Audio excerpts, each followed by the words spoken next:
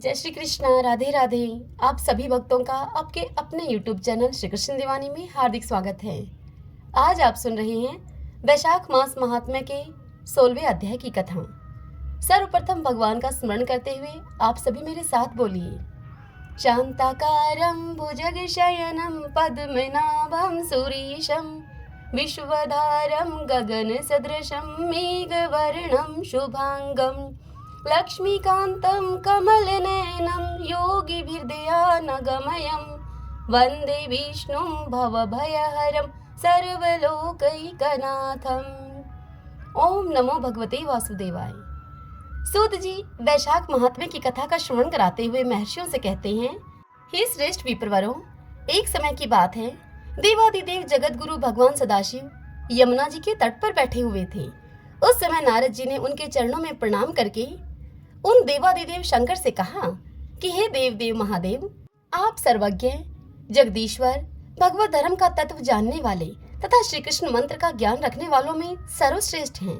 हे देवेश्वर, यदि मैं सुनने का अधिकारी हूँ तो कृपा करके मुझे वह मंत्र बतलाइए जो एक बार के उच्चारण मात्र से मनुष्यों को उत्तम फल प्रदान करता है।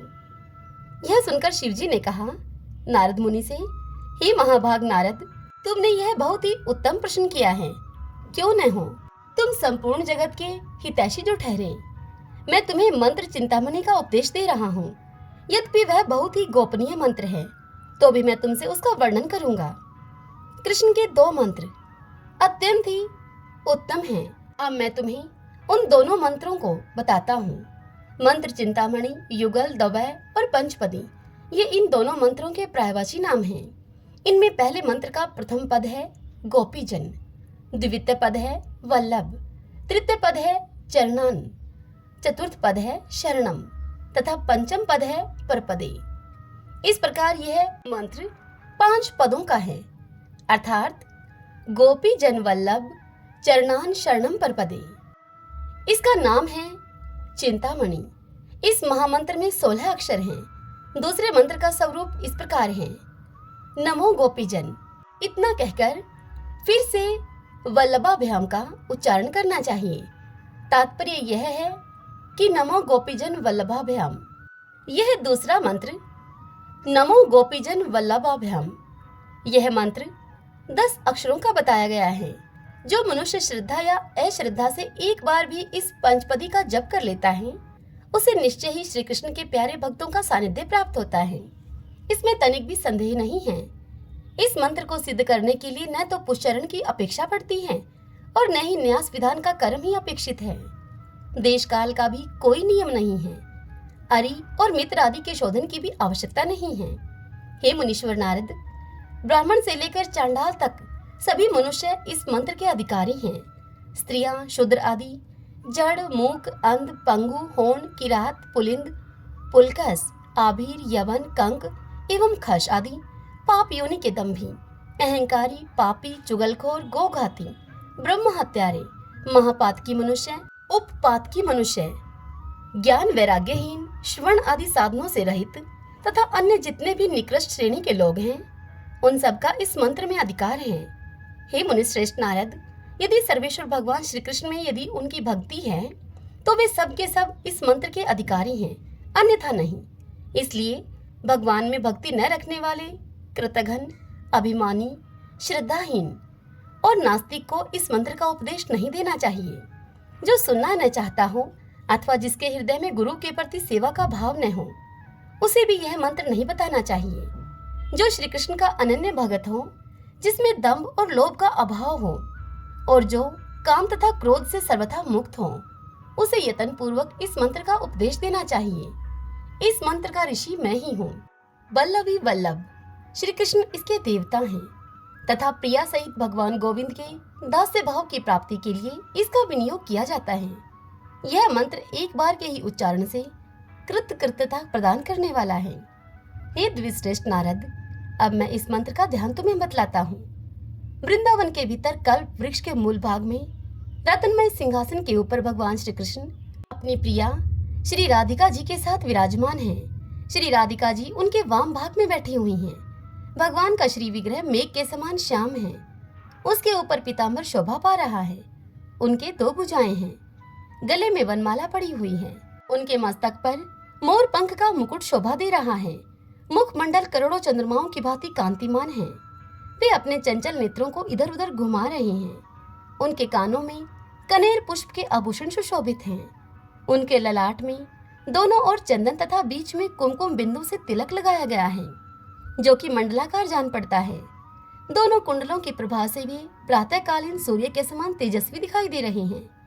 उनके कपोल दर्पण की भांति स्वच्छ हैं, जो कि पसीने की छोटी छोटी बूंदों के कारण बड़े ही शोभायमान प्रतीत होते हैं। उनके नेत्र प्रिया के मुख पर लगे हुए हैं। उन्होंने लीलावश अपनी भौहें ऊंची कर ली हैं। ऊंची नासिका के अग्रभाग में मोती की पुलाक चमक पा रही है। पके हुए कुंदरू के समान लाल होठ दांतों का प्रकाश पड़ने से अधिक सुंदर दिखाई देते हैं। केयूर, अंगद, अच्छे अच्छे रतन तथा मुंदरियों से भुजाओं और हाथों की शोभा बहुत ही बढ़ गई है। वे बाएं हाथ में मुरली और दाहिने हाथ में कमल लिए हुए हैं। करधनी की प्रभा से शरीर का मध्य भाग जगमगा रहा है। नूपुरों से चरण सुशोभित हो रहे हैं। भगवान श्री कृष्ण क्रीड़ा रस के आवेश से चंचल प्रतीत होते हैं। उनके नेत्र भी चपल हो रहे हैं। वे अपनी प्रिया राधिका जी को बार बार हंसाते हुए स्वयं भी उनके साथ हंस रहे हैं। इस प्रकार श्री राधा के साथ श्री कृष्ण का चिंतन करना चाहिए। तदंतर श्री राधा की सखियों का ध्यान करें। उनकी अवस्था और गुण श्री राधा जी के ही समान हैं। ये चमर और पंखी आदि लेकर अपनी स्वामिनी की सेवा में लगी हुई हैं। हे नारद जी, श्री कृष्ण प्रिया राधा अपनी चैतन्य आदि अतरंग विभूतियों से इस प्रपंच का गोपन संरक्षण करती हैं, इसीलिए उन्हें गोपी कहते हैं। वे श्री कृष्ण की आराधना में तन्मय होने के कारण राधिका कहलाती हैं। श्री कृष्णमयी होने से वे परादेवता हैं, पूर्णतः लक्ष्मी स्वरूपा हैं। श्री कृष्ण के आह्लाद का मूर्तिमान स्वरूप होने के कारण मनीषी जन उन्हें हलादिनी शक्ति कहते हैं। श्री राधा साक्षात महालक्ष्मी हैं और भगवान श्री कृष्ण साक्षात नारायण हैं। हे मुनि श्रेष्ठ नारद, इनमें थोड़ा सा भी भेद नहीं है। श्री राधा दुर्गा हैं तो श्री कृष्ण रुद्र हैं। वे सावित्री हैं तो श्री कृष्ण साक्षात ब्रह्मा हैं। अधिक क्या कहा जाए, उन दोनों के बिना किसी भी वस्तु की सत्ता नहीं है। जड़ चेतन में सारा संसार श्री राधा कृष्ण का ही स्वरूप है। इस प्रकार सबको उन्हीं दोनों की विभूति समझो। मैं नाम ले लेकर गिनाने लगूं तो 100 करोड़ वर्षों में भी उस विभूति का वर्णन नहीं कर सकता। मैं तीनों लोकों में पृथ्वी सबसे श्रेष्ठ मानी गई है। उसमें भी जम्बू द्वीप सब द्वीपों से श्रेष्ठ है।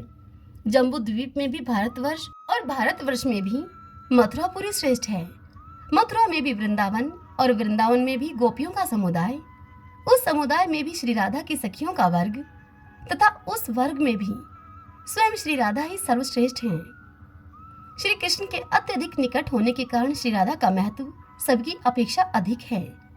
पृथ्वी आदि की उत्तरोत्तर श्रेष्ठता का इसके सिवा दूसरा कोई कारण नहीं है। वही ये श्री राधिका हैं जो गोपी कही गई हैं। इनकी सखियां ही गोपीजन कहलाती हैं। इन सखियों के समुदाय के 2 ही प्रियतम हैं, 2 ही उनके प्राणों के स्वामी हैं, श्री राधा और श्री कृष्ण। उन दोनों के चरण ही इस जगत में शरण देने वाले हैं। मैं अत्यंत दुखी जीव हूँ, अतः उन्हीं का आश्रय लेता हूँ, उन्हीं की शरण में पड़ा हूँ। शरण में जाने वाला मैं जो कुछ भी हूँ तथा मेरी कहलाने वाली जो कोई भी वस्तु है, वह सब श्री राधा और श्री कृष्ण को ही समर्पित है। सब कुछ उन्हीं के लिए है, उन्हीं की भोग्य वस्तु है। मैं और मेरा कुछ भी नहीं है। हे विप्रवर नारद, इस प्रकार मैंने थोड़े में ही गोपी जन वल्लभ चरणान शरणम परपदे इस मंत्र के अर्थ का तुमसे वर्णन किया है। युगलार्थ, न्यास, प्रपति, शरणागति तथा आत्म समर्पण, ये 5 पर्याय बतलाए गए हैं। साधक को रात दिन आलस्य को छोड़कर यहाँ बताए हुए विषय का चिंतन करना चाहिए। हरि ओम तत्सत। ओम नमो भगवते वासुदेवाय। ओम माधवाय नमो नमः। आइए भगतजनों, आज वैशाख मास की अमावस्या है, तो आज हम सुनेंगे पीपल देव की कथा। इसी गांव में एक सेठ सेठानी रहते थे। घर में धन धान्य की उनके किसी प्रकार की कोई कमी नहीं थी। वे दोनों पति पत्नी पीपल देव की नित्यनेम से पूजा किया करते थे। वे दोनों पीपल सींचने के लिए 5 कोस दूर जाया करते थे। समय अब बीतता चला गया, लेकिन उनका यह नियम नहीं बदला। वह दोनों अब वृद्ध हो गए थे। उम्र बढ़ने के कारण अब वह पीपल सींचकर जब घर पर आते तो बहुत ही थक जाते और फिर घर आने के बाद उनसे कुछ काम भी नहीं हो पाता था। एक दिन सेठानी अपने पति से कहती है कि पीपल सींचकर आने के बाद इतनी थकान हो जाती है कि मैं घर का काम भी भली भांति नहीं कर पाती हूँ, जिससे कि घर का काम करने में मुझे देरी हो जाती है। अगर हमारे कोई संतान होती तो वह घर का काम कर लेती। सेठ जी तो पहले से ही मन संतान न होने के कारण बड़े दुखी रहते थे, किंतु सेठानी से इस विषय में वह कुछ कह नहीं पाते थे। लेकिन उनको बात यह खाई जाती थी कि हमारे जाने के बाद इस कारोबार का कौन मालिक होगा, इस कारोबार को कौन संभालेगा। अब आज सेठानी की बात को सुनकर वह भी अत्यधिक दुखी हो गए। सेठ जी की चिंता और अधिक बढ़ गई। सेठ जी को इस प्रकार चिंता में डूबा हुआ देखकर एक दिन सेठानी ने दाई को अपने घर पर बुलाया और उससे कहा कि तुम सेठ जी से जाकर कह दो कि मैं माँ बनने वाली हूँ और यही बात गांव में हर जगह फैला दो। गांव के लोगों की औरतों को भी कह दो। अगर तुम ऐसा करोगी तो मैं तुम्हें बहुत अधिक धन दूंगी और नौलखा हार भी दूंगी। दाई सेठानी की बात को सुनकर लालच में आ गई और फिर दाई ने वैसा ही किया जैसा कि सेठानी ने उसे करने के लिए कहा था। और फिर जब 6 महीने बीत गए तब सेठानी ने गोद भराई का कार्यक्रम रखा और फिर गांव में न्योता दिया गया। तत्पश्चात सेठानी ने दाई को फिर से बुलाया और उससे कहा कि मेरे 9वां महीना जब पूरा हो जाए तब तुम किसी के घर में भी बच्चा पैदा हो उस बच्चे को लाकर मेरे घर में रुला देना। तुम्हारे ऐसा करने से मैं तुम्हें बहुत अधिक धन दूंगी। दाई ने सेठानी के कहे अनुसार वैसा ही किया। जब सेठानी के 9 महीने पूरे हो गए तब दाई ने एक नवजात शिशु को सेठानी के घर में लाकर रुला दिया और फिर दाई ने यह ढिंडोरा पिटवा दिया कि सेठानी ने एक पुत्र को जन्म दिया है। तत्पश्चात 100 महीना पूरा होने पर सेठानी ने जलवा पूजन का कार्यक्रम रखा। उस कार्यक्रम में उसने पूरे गांव को बुलाया। जब जलवा चूड़े की रस्म होने लगी तब लोगों ने उससे पूछा कि तुम्हारा बच्चा कहाँ है सेठानी। तब सेठानी कहने लगी कि यह पूजा मैं कटार के साथ करूंगी, कुंवर सा को नजर लग जाएगी, इसीलिए उसे अभी बाहर नहीं निकालेंगे। और इसी प्रकार 5 से 6 साल बीत गए। गांव के किसी भी व्यक्ति या किसी भी औरत ने कुंवर सा को नहीं देखा था। फिर एक दिन सेठानी सेठ जी से कहती है कि मेरा बेटा पढ़ने के लिए काशी जी जाएगा। सेठानी की यह बात सुनकर सेठ जी उससे कहते हैं कि मैंने तो आज तक तेरे बेटे को ही नहीं देखा है, कहाँ है तेरा बेटा। जिस बेटे को मैंने आज तक नहीं देखा उसे काशी जी में कैसे भेजूंगा पढ़ने के लिए। यह सुनकर सेठानी बोली कि जैसा मैं बोल रही हूँ आप वैसा ही करिए। पूरे गांव में आप यह बात बता दीजिए कि हमारा बेटा काशी जी पढ़ने के लिए चला गया है। सेठ ने सेठानी के कहे अनुसार सारे गांव में ऐसा ही बोल दिया। अब ऐसे ही समय बीता गया। फिर एक दिन सेठानी सेठ जी से बोली कि हमारा बेटा अब 16 वर्ष का हो गया है, उसकी शादी करनी है। आप एक सुंदर सुशील कन्या को देखकर मेरे बेटे की शादी करवा दो और घर में बहू ले आओ। सेठानी की इस बात को सुनकर सेठ जी गुस्से में उससे बोले कि तुम क्यों मेरे बुढ़ापे पर मिट्टी फेंक रही हो। जिस बेटे को आज तक मैंने नहीं देखा उसके लिए मैं बहू कहाँ से लेकर आऊं। तब सेठानी सेठ से दोबारा बोली कि आप लड़की ढूंढो तो सही, मेरा बेटा आ जाएगा। सेठ जी के पास धन की तो कोई कमी थी नहीं। सेठानी के जोर देने पर सेठ जी ने मन में कुछ सोच विचार किया और फिर एक पोटली ली और उस पोटली में थोड़ा सा आटा डाला। पोटली को बांधने से पहले उन्होंने उस पोटली में सोने की कुछ मोहरें डाल दी और लड़की ढूंढने के लिए अब सेठ जी चल पड़े। चलते चलते वह एक गांव में पहुंचे जहां पर कुछ लड़कियां खेल रही थीं। सेठ जी अब थक गए थे और उन लड़कियों के खेल को देखने की इच्छा से वे उन लड़कियों के पास ही बैठ गए। जब वे सभी लड़कियां खेल खत्म करके अपने अपने घर को जाने लगी तब सभी लड़कियां अपने द्वारा बनाए गए मिट्टी के घरों को तोड़ रही थीं, परंतु उनमें से एक लड़की ने अपना बनाया हुआ घर नहीं तोड़ा। तब बाकी लड़कियां उससे कहने लगी कि तुमने अपना घर क्यों नहीं तोड़ा। तब वह लड़की बोली कि मैं अपना बनाया हुआ घर कभी नहीं तोड़ूंगी। फिर वह सभी लड़की अपने अपने घर चली गई। सेठ जी वहां से उठे और उसी लड़की के पीछे पीछे चल दिए। सेठ जी को वह लड़की सियानी लगी जिसने अपना घर नहीं तोड़ा था। सेठ जी को वह लड़की बड़ी ही बुद्धिमान लगी। अब चलते चलते सेठ जी उसी लड़की के घर के आंगन में पहुंच गए और वहीं आंगन में ही वहां बैठ गए सेठ जी और उस लड़की से कहने लगे कि बेटी, मैं 2 दिन से भूखा हूँ, क्या तुम मुझे खाना खिला दोगी। तब लड़की ने सेठ जी से कहा कि ठीक है। फिर लड़की घर के अंदर जाकर अपनी माँ से बोली तब उसकी माँ उससे बोली कि बेटी, मैंने तो खाना खा लिया है, अब तो घर में खाने के लिए कुछ भी नहीं है, आटा भी नहीं है। लड़की ने यही सब जाकर बाहर उस बुजुर्ग व्यक्ति अर्थात उस सेठ जी से कह दिया। तब सेठ जी उस लड़की से बोले कि बेटी, आटा मेरे पास है, तुम यह आटा ले जाओ और मुझे खाना बना दो। सेठ जी ने वह पोटली उस लड़की को थमा दी। लड़की ने वह पोटली लाकर अपनी माँ को दे दी। माँ ने जब पोटली को खोलकर देखा तो उसमें सोने की 4 मोहरें भी हैं। तो उसने वह सभी मोहरें लड़की के हाथ में देकर उससे कहा कि बेटा, यह सोने की मोहरें उन्हें वापस देकर आओ। जब लड़की बुजुर्ग व्यक्ति के पास सोने की मोहरें देने के लिए जाती है तो वह कहते हैं कि बेटी, यह मोहरें तुम ही रख लो, हमारे घर में पैसे की कोई कमी नहीं है। फिर उन मोहरों को लड़की अपने पास रख लेती है। इतनी देर में ही उस लड़की के पिता भी वहां पर आ जाते हैं।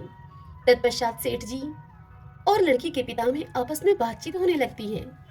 अब कुछ समय के बाद भोजन की थाल भी लगा दी जाती है और सेठ जी भोजन करने के लिए वहां बैठ जाते हैं और खाना खाते हैं। सभी बैठे हुए लड़की के पिता सोचते हैं कि यह बुजुर्ग व्यक्ति बड़ा ही धनवान है।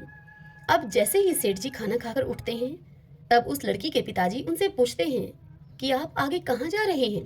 तब सेठ जी उनसे बोलते हैं कि मैं अपने लड़के की शादी के लिए लड़की देखने के लिए जा रहा हूँ। मेरा लड़का काशी जी पढ़ने के लिए गया हुआ है, वह 12 वर्ष के बाद लौट कर आएगा। यह सुनकर लड़की के पिता ने अपने मन में विचार किया कि यह व्यक्ति बड़ा ही धनवान है और लड़के की शादी कराने के लिए लड़की भी ढूंढ रहा है। क्यों ना मेरी लड़की का विवाह इसके लड़के से हो जाए। मेरी लड़की इनके घर में जाएगी तो बड़ा सुख पाएगी, राज रचेगी। यदि यह विवाह हो जाए तो कितना अच्छा हो। तत्पश्चात लड़की के पिता ने उस बुजुर्ग अर्थात उस सेठ जी से कहा कि यदि आपको ठीक लगे तो आप अपने बेटे का विवाह मेरी बेटी से करवा दीजिए। यह सुनकर सेठ जी बड़े ही खुश हुए और फिर एक नारियल और 1.25 रुपए का शगुन उस लड़की को दे दिया। तत्पश्चात सेठ जी लड़की के पिताजी से बोले, मेरा बेटा काशी जी पढ़ने के लिए गया है और वह 12 वर्ष के बाद लौट कर आएगा। तब लड़की के पिता ने कहा कि कोई बात नहीं है। तत्पश्चात सेठ जी ने घर जाकर सारी बात सेठानी को बताई। कुछ दिन बीत जाने पर सेठानी ने सेठ जी से कहा कि अब विवाह करा के उस लड़की को अपने घर पर ले आओ। तब सेठ जी उससे कहने लगे कि यही तो मन में चिंता का विषय है कि शादी कैसे होगी। तब सेठानी बोली कि शादी खांडे के साथ होगी। खांडा तलवार को कहा जाता है। तब सेठ जी फिर से लड़की के घर गए और वहां जाकर उनसे शादी के विषय में बात करते हुए कहते हैं कि मेरा बेटा अभी नहीं आ सकता, वह अभी काशी जी पढ़ने के लिए गया है। 12 वर्ष पूरे होने पर ही वह लौटेगा, अभी उसे आने में समय लगेगा।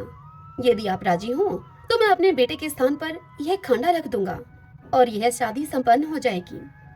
पुराने जमाने में लोग ऐसे ही शादियां कर दिया करते थे।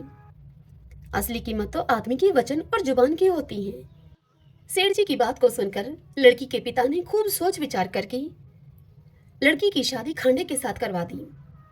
तत्पश्चात सेठ जी बहू को लेकर अपने घर को लौटे। सेठानी बहू को देखकर बड़ी खुश हुई, फूली न समाई। जब सेठ सेठानी पीपल सींचने के लिए जाते तो बहू पीछे से इस घर का सारा काम निपटा लेती और सेठ सेठानी के घर वापस आने पर वह बहू उनके लिए खाना बनाकर तैयार रखती थी और फिर उनके लिए खाना परोसती। तत्पश्चात वह बहू अपनी सास के पैरों की खूब मालिश करती और उनकी खूब सेवा करती और प्रेम के साथ उनके साथ उस घर में रहती। यह सब करते करते अब ऐसे ही 1 वर्ष बीत गया। फिर एक दिन जब सेठ सेठानी पीपल सींचने के लिए गए हुए थे तब उनके घर की आग बुझ गई। बहू जब आग लेने के लिए पड़ोस के घर में गई तब बहू ने पड़ोसन से जाकर कहा कि मुझे थोड़ी सी आग दे दो, मेरे सास ससुर आने वाले होंगे, मुझे उनके लिए जल्दी से खाना भी बनाना है। तब पड़ोसन ने उस बहू से पूछा कि तुम किसकी बहू हो। तब वह बहू कहने लगी कि मेरे पति काशी जी पढ़ने के लिए गए हैं। यह सुनकर पड़ोसन बहू से बोली कि सेठ सेठानी की तो कोई औलाद ही नहीं है, ये तुमसे झूठ बोल रहे हैं, ये तुझे ऐसे ही काम करने के लिए लेकर आए हैं। और इस प्रकार की बातें कहकर पड़ोसन ने उस बहू के कान भर दिए। फिर बहू ने घर आकर बिना मन के ही खाना बनाया, सारे जेवर उतार दिए और बिना श्रृंगार किए हुए पुरानी साड़ी पहन ली। जब सास ससुर पीपल सींचकर घर को लौटे तब उन्होंने देखा कि आज तो घर का कोई काम नहीं हुआ है। तत्पश्चात उन्होंने बहू से खाना मांगा। बहू ने खाना लाकर दिया। जब उन्होंने खाना खाया तो खाना बिल्कुल फीका था, बिल्कुल बेस्वाद खाना था। उसमें नमक मिर्च कुछ भी नहीं था।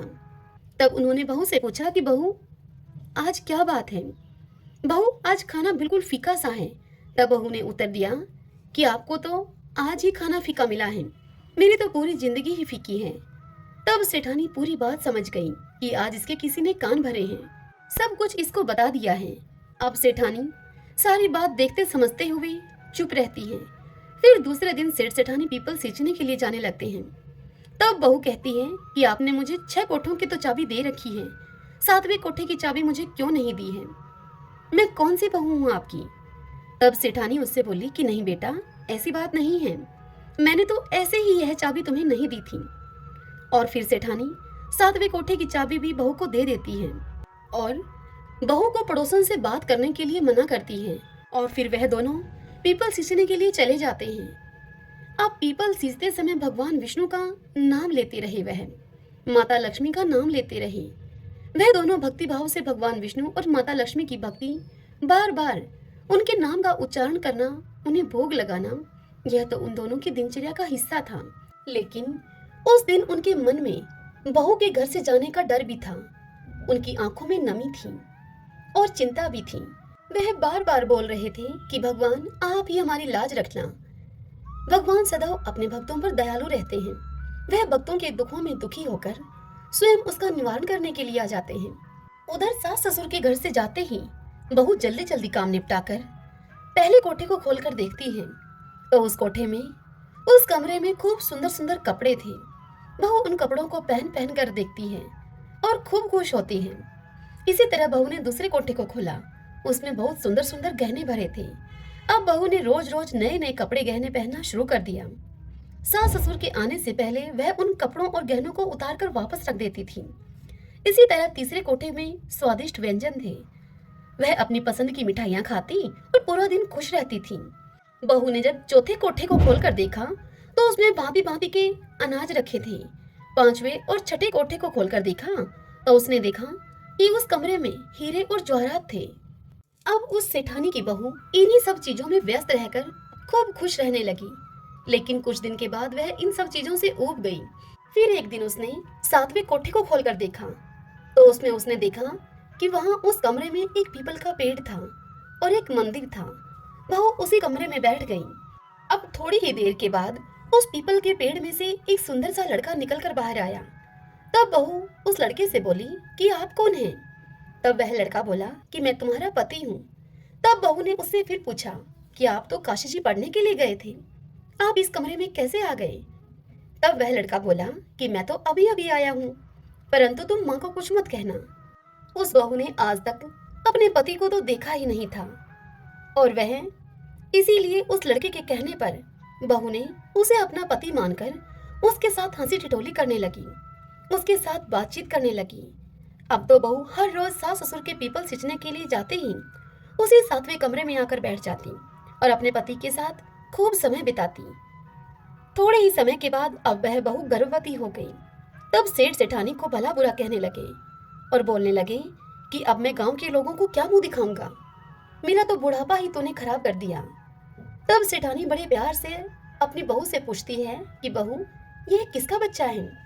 तब वह बहू सेठानी से बोली कि माँ, यह आपके बेटे का है, वह काशी जी से अपनी पढ़ाई पूरी करके वापस लौट आए हैं। तब यह सुनकर सास ने कहा कि बहू, तूने तो मुझे आज तक इस बारे में कुछ बताया ही नहीं।